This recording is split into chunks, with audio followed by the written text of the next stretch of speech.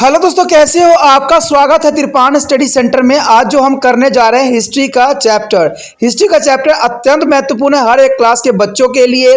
खास तौर पे जो यूपीएससी एग्जाम तैयार करना चाहते हैं तो इस वीडियो का जो है फायदा उठा सकते हैं और ये काफी इंपॉर्टेंट भी उनके लिए रहेगा। चलिए देखते हैं हमारा आज टॉपिक क्या है। तुगलक वंश। देखिए, तुगलक वंश कहते हैं बहुत ही एक्साइटिंग थी, बहुत ही मजेदार थी, जिसको आपको जानना अत्यंत रोचक रहेगा।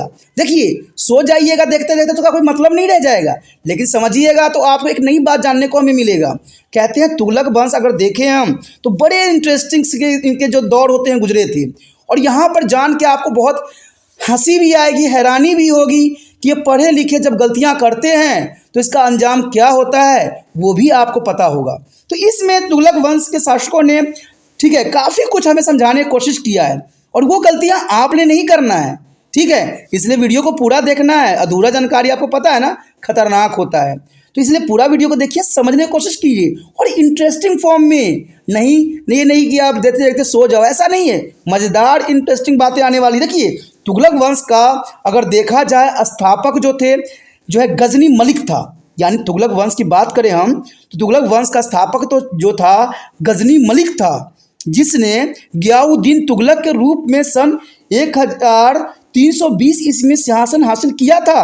और इसने बहुत ही चतुराई से जो है ये सिंहासन अपनाया था, क्योंकि इससे पहले आपको पता ही है तुगलक से पहले जो हमारा था खलजी वंश, उनको जो है मूर्ख बनाना, उनको पे विजय पाना बहुत बड़ी बात थी। लेकिन फिर भी जो है तुगलक वंश के स्थापक गजनी मलिक ने बहुत ही होशियारी से जो था 1320 में जो है सिंहासन हासिल कर ही लिया, जिसका वंश जो है 1412 ईस्वी तक चला।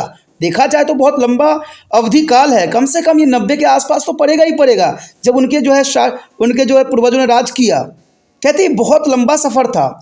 अलाउद्दीन के शासनकाल में गियाउद्दीन तुगलक के विशिष्ट पदों पर कार्य भी किया था, और 1325 ईस्वी में छोटे से शासनकाल के उपरांत गियाउद्दीन तुगलक की मृत्यु हो गई थी। देखिए, छोटे से शासनकाल के अंतराल में जो है गियाउद्दीन तुगलक की मृत्यु हो गई थी, और उसका पुत्र मोहम्मद तुगलक गद्दी पे बैठा। मोहम्मद तुगलक बहुत काफ़ी इंपॉर्टेंट था। तुगलक के शासन काल में दिल्ली सल्तनत जो संगठित हुई, और सल्तनत के सीधे नियंत्रण में कई क्षेत्र आ गए। यानी देखा जाए तो ये कई क्षेत्रों पर अपना विजय हासिल करके जो है अपने सल्तनत को काफ़ी बढ़ा लिया। कहते हैं जब सल्तनत काफ़ी बढ़ जाती है ना तो उसको कंट्रोल करना भी अच्छे प्रशासक का एक रवैया होना चाहिए। लेकिन यहाँ पर सबसे बड़ी मिस्टेक हुई। अब क्या मिस्टेक हुई आगे देखते हैं। यहाँ पर देखा जाए तो दक्कन और दक्षिण प्रदेश, आखिर दक्कन और दक्षिण प्रदेश में क्या बातें थी। कहते हैं अलाउद्दीन द्वारा विजित दक्कन के क्षेत्र में शुल्क अदा करना बंद कर दिया था, स्वतंत्रता का झंडा उठा दिया था। आपको पता ही है जब शासन कमजोर पड़ते हैं ना तो जनरल सी बात है कि वहाँ के लोग जो होते हैं खुद ही अपने आप को राजा घोषित कर देते हैं। इसलिए ज़रूरी है कि जो प्रशासन है उसको पूरी तरह से जो है अपने कंट्रोल में रखना चाहिए। मोहम्मद बिन तुगलक ने राजकुमार होते हुए जुन्ना खान के नाम से प्रचलित राय रुद्रदेव के खिलाफ अभियान छेड़ा। देखिए, बहुत ही कम उम्र में जो है मोहम्मद बिन तुगलक ने बड़ी ही समझदारी से जो है उसके खिलाफ, जो उसे काफ़ी पावरफुल था, उसके खिलाफ उसने अभियान छेड़ दिया, जो लंबे युद्ध के पश्चात पराजित हो गया। बरंगल अब दिल्ली सल्तनत के सीधे नियंत्रण में था। मलबार भी पराजित हुआ, अब पूरे तेलंगाना क्षेत्र के प्रशासनिक टुकड़ियों में बट गया तथा सल्तनत का जो हिस्सा बनाया। मोहम्मद तुगलक ने तो दिल्ली के स्थान पर देवगिरी को राजधानी बनाने का निर्णय लिया। उसका नाम जो था दौलताबाद रखा गया। यानी इसने डायरेक्ट देखा जाए तो जो बहुत काफ़ी जो है बहुत इम्पोर्टेंट फैसला लिया गया कि ये जो राजधानी है उसको शिफ्ट किया जाए, देवगिरी में शिफ्ट किया जाए, जो कि उस समय दौलताबाद के नाम से जाना जाता था। वास्तव में वो उत्तर प्रदेश के यहीं से नियंत्रण करना चाहता था, क्योंकि वो चाहता था कि हर क्षेत्र में अपना नियंत्रण रहे। व्यापक संख्या में कुलीन वर्ग, धार्मिक व्यक्ति और शिल्पी नई राजधानी में स्थानांतरित किए गए थे। प्रतीत होता है कि उसका इरादा दौलताबाद को दिल्ली के साथ साथ दूसरी राजधानी बनाने का था। कालांतर में यह योजना त्याग दी गई। हालांकि इस योजना ने दक्षिण तथा उत्तर के मध्य रिश्तों में काफ़ी सुधार किया। क्षेत्रीय विस्तार के साथ साथ सामाजिक संस्कृति तथा आर्थिक संबंध बड़े ही फूले फूले। कहते हैं इस समय जो है हर चीज़ का जो है काफ़ी प्रोग्रेस हुआ और काफ़ी इंपॉर्टेंट हुआ। देखिए, कहते हैं ना, मैंने कहा ना बहुत काफ़ी इंपॉर्टेंट है। मोहम्मद बिन तुगलक के द्वारा किया गया हर नीति काफ़ी महत्वपूर्ण थी। लेकिन क्या आखिर ये सारी नीतियां कामयाब हुई? अगर हुई तो जो है तुगलक वंश का अंत क्यों हो गया? तो ये सारा प्रश्न जब हम पूरे चैप्टर समझेंगे तब आएगा। चलिए देखते हैं आगे हमारा क्या है। उसके पश्चात आता है पूर्वी भारत। आखिर पूर्वी भारत में क्या खास था? कहते हैं जयनगर उड़ीसा के शासक भानुदेव द्वितीय ने जो है वारंगल के राज्य रुद्रदेव की सहायता सुल्तान के खिलाफ युद्ध में की थी। उल्गू खान के नेतृत्व में सन 1324 में भानुदेव द्वारा द्वितीय पराजित हुआ और उसके राज्य को भी सम्मिलित कर लिया गया।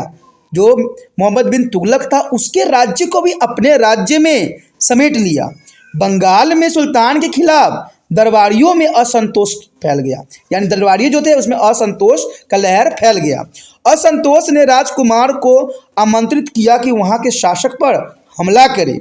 बंगाल की सेना पराजित हुई। नसरुद्दीन नामक सरदार की गद्दी सौंप दी गई, यानी ये जो था नसरुद्दीन नामक सरदार को ये गद्दी सौंप दिया गया, क्योंकि विजय के बाद इतना बड़ा शासन पर शासन करना संभव नहीं था। ठीक है, तो मोहम्मद बिन तुगलक के लिए शासन करना संभव नहीं था। अब यहाँ पर था राजधानी परिवर्तन करने में आखिर क्या मूर्खता दिखाई गई, चलिए देखते हैं। यहाँ पर हमारे समक्ष आता है राजधानी में परिवर्तन। मोहम्मद बिन तुगलक के सर्वाधिक विवादपय निर्णय में एक था दिल्ली से देवगिरी दौलताबाद राजधानी परिवर्तन करने का। कई तो स्कॉलर ये भी कहते हैं कि ये ग्रेजुएट मूर्ख था, पढ़ा लिखा मूर्ख था। कहते हैं इतने बड़े शासन को एक जगह से दूसरी जगह स्थानांतरित करना सबसे बड़ी मूर्खता होती है, और शायद इसी वजह से जो है इसको विवादग्रस्त कहते हैं, यानी विवादित ये था फैसला जो मोहम्मद बिन तुगलक ने लिया था। आखिर क्यों, क्या कारण था इसका? कहते हैं दिल्ली से देवगिरी दौलताबाद राजधानी परिवर्तन का कारण क्या था और इसका सबसे अधिक इफेक्ट किस पे पड़ा? कहते हैं डॉक्टर महेंद्र हसन के अनुसार सुल्तान दोनों राजधानियों को बरकरार रखना चाहता था, यानी दोनों राजधानियों को अपने नियंत्रण में रखना चाहता था। बर्नी के अनुसार सन 326 से 27 में सुल्तान के अपनी राजधानी स्थानांतरित करने का निर्णय कर लिया, क्योंकि वह केंद्रीय स्थिति में स्थिर था। इब्न बतूता के अनुसार दिल्ली की जनता सुल्तान को गलियों वाले पत्र भेज करती थी। अंततः उन्हें दंडित करने के लिए सुल्तान ने राजधानी परिवर्तन करने का निर्णय लिया। इमामी कहते हैं कि वह स्थान उत्तरी पश्चिम सीमा से काफ़ी दूर था, अंततः मंगोल की पहुंच से परे था। विभिन्न मतों के वजह से इस स्थानांतरण की मुख्य वजह पर बहुत ही मुश्किल है। देखिए, कहते हैं आखिर क्या वजह था, ये बहुत से स्कॉलर ने अपने अपने विचारधारा को यहाँ पर रखा है, तो ये कहना संभव नहीं है कि आखिर क्यों हुआ, लेकिन सबसे बड़ा मोटिव तो यही था कि वो नियंत्रण रखना चाहता था, सभी राज्यों को अपने हाथों में नियंत्रण में रखना चाहता था। चाहे कोई स्कॉलर कुछ भी कहे, इस बात के हमें कुछ लेना देना नहीं है, लेकिन सबसे बड़ी इंपॉर्टेंट बात यही होता है कि कोई भी राजा का महत्वाकांक्षा यही होता है कि भाई जो हम राजधानी जीते हैं, जो हमारा क्षेत्र है वो हमारे अधीन रहे, और अधीन तब रहेगा जब आपके आंखों के सामने रहेगा। तो यहाँ पर मोहम्मद बिन तुगलक का सबसे बड़ा इंपॉर्टेंट फैसला यही था कि हम जो है राजधानी को शिफ्ट कर लें, और इससे क्या होगा, हम उस क्षेत्र के एरियाओं को जो है काफ़ी आसानी से देख सकते हैं। कई स्कॉलर तो ये भी कहते हैं कि वहाँ पर धन दौलत की काफ़ी थी, इसलिए जो है मोहम्मद बिन तुगलक ने ऐसा फैसला लिया। लेकिन दिल्ली के समस्त लोगों को दिल्ली छोड़ने को नहीं कहा गया था, मात्र उच्च वर्ग जैसे शेख, अभिजात वर्ग, उलेमा इत्यादि ही दौलताबाद ले जाए गए थे। बाकी लोगों के ले जाने का कोई प्रयास नहीं किया गया था। मोहम्मद तुगलक ने हालांकि दिल्ली से देवगिरी तक सड़क का निर्माण जरूर किया था तथा विश्राम गृहों को भी स्थापित किया था, किंतु लोगों के लिए सफ़र आसान नहीं था, कष्टदायक था।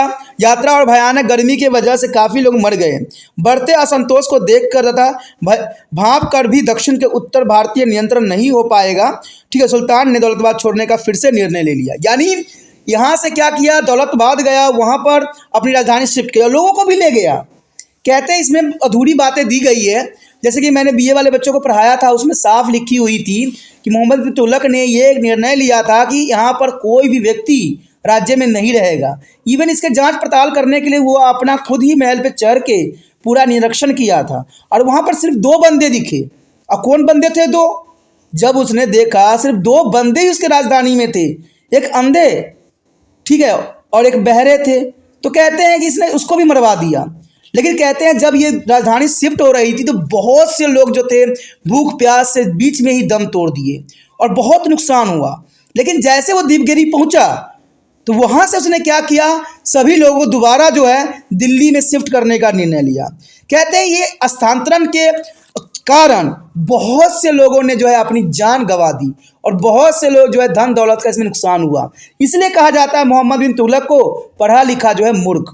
कहते हैं इतना बड़ा बदलाव करना संभव नहीं होता है। तो ये बहुत बड़ी इंपॉर्टेंट बात थी जो यूपीएससी एग्जाम हो, चाहे कोई भी एग्जाम हो, चाहे आप 12वीं के कर रहे हो, चाहे कोई भी कंपटीशन की कर रहे हो, कभी एग्जाम में आ जाता है कि पढ़ा लिखा अनपढ़ किस राजा को माना जाता है। तो आप तो समझ गए होंगे। तो आगे देखते हैं क्या है।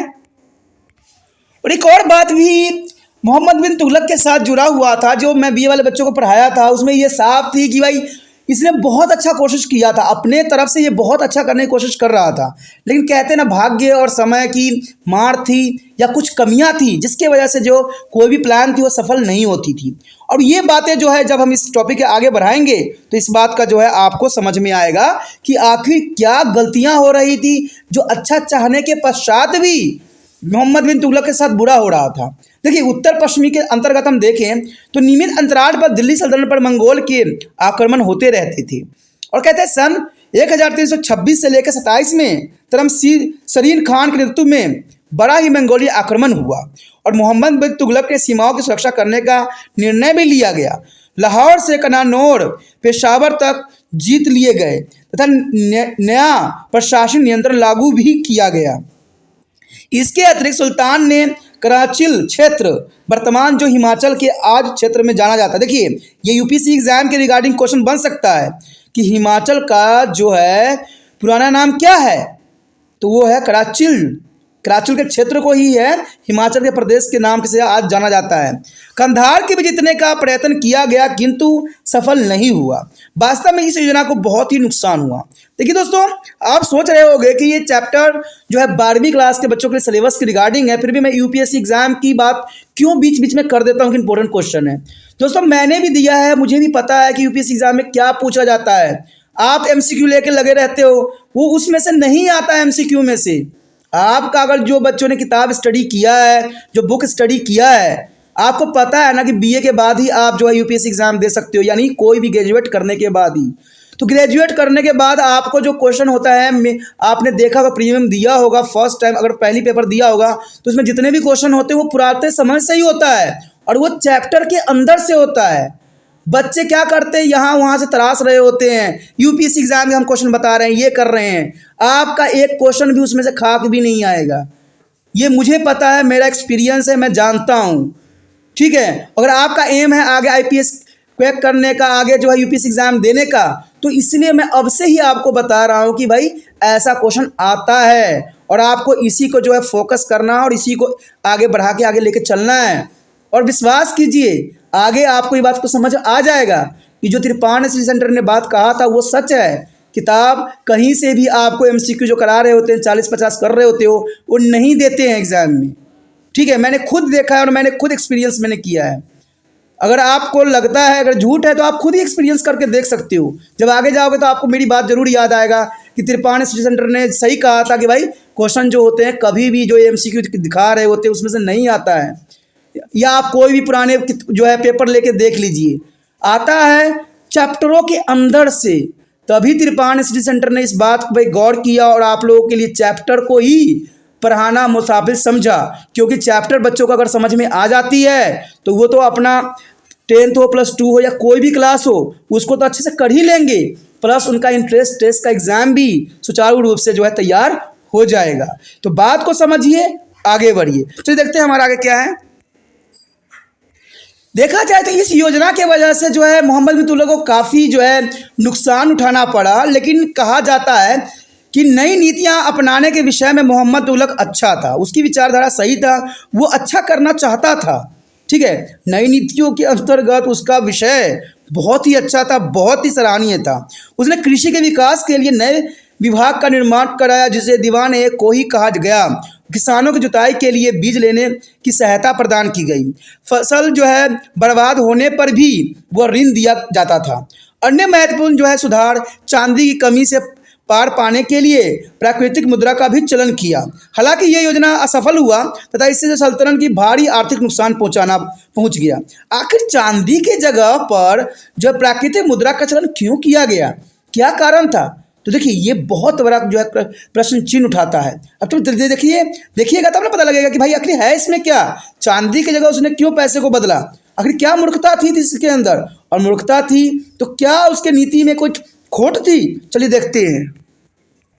देखिए प्राकृतिक मुद्रा मोहम्मद बिन तुगलक द्वारा आरंभ की गई नए विवादमय योजना प्राकृतिक मुद्राएं का प्रयत्न था। अब देखिए बार बार यहाँ विवादित शब्द क्यों आते हैं, क्योंकि मोहम्मद बिन तुगलक अच्छा करना चाहता था, लेकिन कुछ खोट और कुछ मंत्रियों की चापलूसी की वजह से उसका बुरा ही बुरा होता चला जा रहा था। ठीक है, इसमें बर्नी के अनुसार सुल्तान ने प्राकृतिक मुद्रा का प्रचलन आरंभ किया था कि अति विस्तारवादी योजनाओं की वजह से तथा अत्यधिक उदारता की वजह से खजाना खाली हो चुका था। कुछ इतिहासकार का मत है कि उन दिनों विश्व स्तर पर चांदी की कमी थी, इसलिए भारत भी इससे अछूता नहीं था। अंततः सुल्तान को चांदी के स्थान पर तांबे के सिक्के चलाने पड़े। देखिए ये सभी स्कॉलर की अपनी अपनी विचारधारा है, लेकिन बात ये नहीं थी।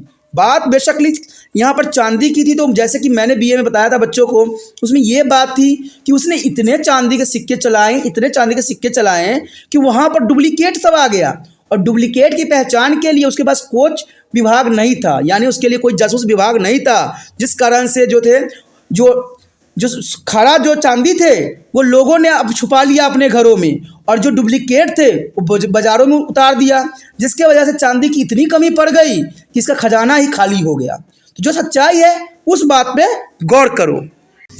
मोहम्मद ने चांदी के सिक्के के स्थान जो है टाका के नाम से जाना जाता था, यानी वहाँ पर चांदी के सिक्कों को टाका कहते थे उस समय, के स्थान पर तांबे की मुद्रा यानी जित्तल चलाई थी तथा आदेश दिया कि इसे टाका के रूप में स्वीकार किया जाए। हालांकि प्रत्यात्मक मुद्रा का विचार भारत के लोगों के लिए नया तथा व्यापारिक आम लोगों के लिए इसे स्वीकार करना अत्यंत कठिन था।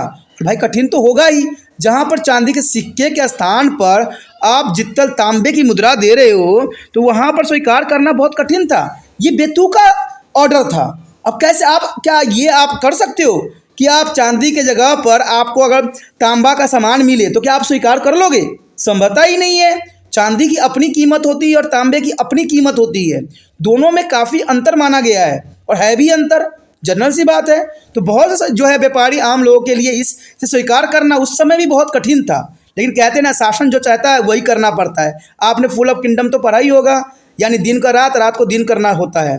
तो यही बात है कि सरकार के बेतुका फैसलों की वजह से लोगों की बड़ी परेशानी आती है, और यही जो है यहाँ पर भी किया गया। सरकार लोगों के नए सिक्के ढालने से रोक न सकी, तो ज़्यादा ही बाजार में नकली जो है प्रत्यात्मक मुद्राओं की बाढ़ आ गई। आपने देखा, मैंने कहा था ना कि ये बात स्वीकार किया गया था। इसमें स्कॉलर ये कहते थे कि उसमें चांदी की कमी थी। चांदी की कमी नहीं थी, चांदी सिमट गई थी, जिसको आप कहते हो, क्या कहते हो आपको पता है ना? जो हम छुपा लेते हैं घरों में पैसा, उसको क्या कहते हैं आपको पता ही होगा। ठीक है, तो ये सब बातें बहुत ज़रूरी थी, यानी देखा जाए तो ये काफ़ी इंपॉर्टेंट है, और आज के समय में भी ऐसा ही होता है। आपने देखा होगा कभी प्याज की रेट बढ़ जाती है तो रीज़न क्या रहता है कि बहुत से लोग क्या करते हैं, प्याज की स्टॉक को है पहले ही घरों में ढेर लगा लेते हैं, और बाज़ार में इसकी शॉर्टेज हो जाता है। जब बाज़ार में शॉर्टेज होता है तो आपको पता है कि इसकी रेट तो बढ़ेगी। तो यही हुआ इसके साथ भी कि लोगों ने क्या किया, चांदी के जितने सिक्के थे उसको स्टॉक करके रख लिया, घरों में छुपा लिया, और वहाँ पर उन्होंने जो है नकली जो बना के बाज़ारों में उतार दिया। तो बाज़ार में जो है नकली की भरमार पड़ गई, ओरिजिनल छुप गई सारे के सारे, जिसके वजह से जो है यहाँ पर बहुत बड़ी नुकसान हो गई अर्थव्यवस्था का। मोहम्मद तुगलक के लिए ये सबसे बड़ी नुकसानदायक परिस्थिति थी। सरकार और नए सिक्के ढालने से रोक न सकी, और जल्द ही बाजार में नकली प्रत्यात्मक मुद्राओं की बाढ़ से आ गई, और बर्नी के अनुसार लोगों ने सिक्के घर से ही डालने आरंभ कर दिया। हर घर में जो है सिक्का डालने की आरंभ प्रथा चलने लगी। अंत सामान्य जनता के लिए सरकारी सिक्के तथा लोगों द्वारा ढाले सिक्कों में अंतर करना बहुत मुश्किल हो रहा था। अंत सुल्तान को ये योजना आपस लेनी पड़ी। जैसे आप भी देखते हो कि भारत में भी बहुत जगह नकली नोट छापे जाते हैं, और नकली नोट में और ओरिजिनल नोट में पहचान करना बड़ा ही मुश्किल हो जाता है। कई जगह सरकार ने ऐसी खेपों को पकड़ी है जिसके आपको कोई दो राय नहीं है। आपने न्यूज़ अखबार में सब में देखा ही होगा, पढ़ा ही होगा, आपसे ये बात को छुपा तो है ही नहीं। तो सरकार अगर चाहती है कि देश में अच्छे से अच्छे प्रबंधन हो तो सबसे पहले जो है उस पर नकली नोटों पे जो है नकेल डालने पड़ेंगे, तभी भारत जो है अर्थव्यवस्था मजबूत हो सकती है। मोहम्मद बिन तुगलक के पश्चात उसका चचेरा भाई फिरोज तुगलक सुल्तान बना और उसके शासनकाल में कोई भी नया क्षेत्र नहीं जीता गया। ठीक है, यानी फिरोज शाह तुगलक जो है के बाद भी जो है मोहम्मद बिन तुगलक के बाद जो है चचेरा भाई फिरोज शाह तुगलक सुल्तान बना, लेकिन कहते हैं इस काल में कोई भी नया क्षेत्र नहीं जीता गया। बहुत ही कमज़ोर शासक था और उसके विशाल साम्राज्य को बनाए रखने के लिए बहुत ही प्रयत्न किए गए। हालांकि दिल्ली पर शासन की पकड़ फिरोज शाह के उत्तराधिकारी के समय में ढीली होने लग गई और सन 1398 में जो तैमूर के हमले ने सुल्तान को हिला कर रख दिया और जो है तुगलक साम्राज्य के अंतिम दिनों में 1412 ईस्वी में सल्तनत उत्तर भारत के एक छोटे से हिस्से में सिमट कर रह गई।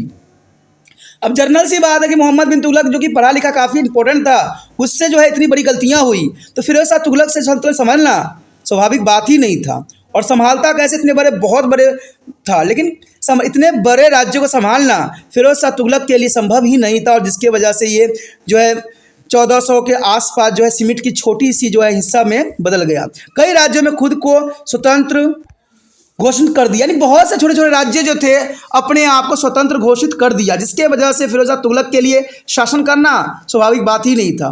पूर्व में उड़ीसा तथा बंगाल पूर्ण स्वतंत्र घोषित कर चुके थे और जो है पूर्वी उत्तर प्रदेश तथा बिहार में कई हिस्सों में नए वंश का उदय हुआ। शरारती के प्रशासन और दक्कन तथा जो है दक्षिण में विजयनगर और ब्राह्मी जो है राजनीतिक शक्तियाँ बन गई। जो पंजाब का बड़ा हिस्सा स्वतंत्र सरदारों द्वारा जीत लिया गया और गुजरात और मलवा स्वतंत्र हो गए। राजस्थान के राजपूत सल्तनत के अपनी स्वामी स्वीकार नहीं कर रहे थे, जो कि बहुत बड़ी विडंबना थी। और कहते हैं इसी के साथ साथ जो है तुगलक वंश का जो है खत्म हो गया। तो कह सकते हो कि यहाँ पर जहाँ हमने मोहम्मद बिन तुगलक की जो है अच्छी नीति पढ़ी, कह नहीं सकते कि बुरी नीति थी, लेकिन फिर भी कहते हैं जब राजा अगर कार्य कर रहा हो तो प्रजा का भी है साथ देना और उसके मंत्रियों को भी है जो आगे आके चलना। लेकिन मंत्री सब नहीं दिए साथ, इसलिए जो है मोहम्मद बिन तुगलक की हर एक फैसला जो थी एक बुराई में बदल गई, जिसकी वजह से उसका सल्तनत जो है ख़त्म होने के कगार पे आया और ख़त्म भी हो गया। फिरोज शाह तुगलक से संभला नहीं, और इसके साथ ही जो है दिल्ली में देखा जाए तो सुल्तान जो है यहाँ तुगलक वंश का खात्मा हो जाता है। दोस्तों इसी के साथ हमारा ये टॉपिक भी ख़त्म हो जाता है। आगे का टॉपिक अत्यंत महत्वपूर्ण है, तो आगे देखना मत भूलना, ठीक है, नहीं तो अधूरा जानकारी सदैव खतरनाक होता है। और साथ में एक बात और भी नहीं भूलना है कि जितना हो सके इस वीडियो को दूसरे बच्चे तक पहुंचाने में आपने तिरपान स्टडी सेंटर का हेल्प करना है, और साथ में चैनल को सब्सक्राइब भी करना है।